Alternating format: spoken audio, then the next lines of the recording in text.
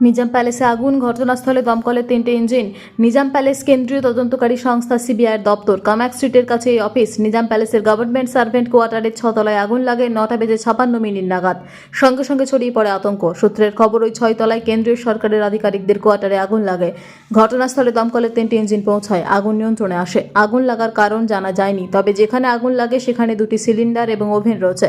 রান্না করার জেরে আগুন কিনা খতিয়ে দেখা হচ্ছে। আগুন এখন সম্পূর্ণ নিয়ন্ত্রণে।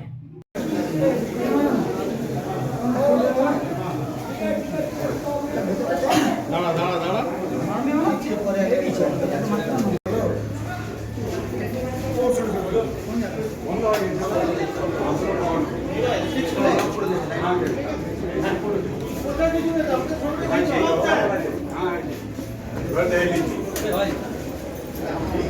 तो कोई स्टाफ नहीं यहाँ पर 10-15 ऑफिस आने का टाइम है अफसरों का। हमारे लोगों ने भी कहा को जाना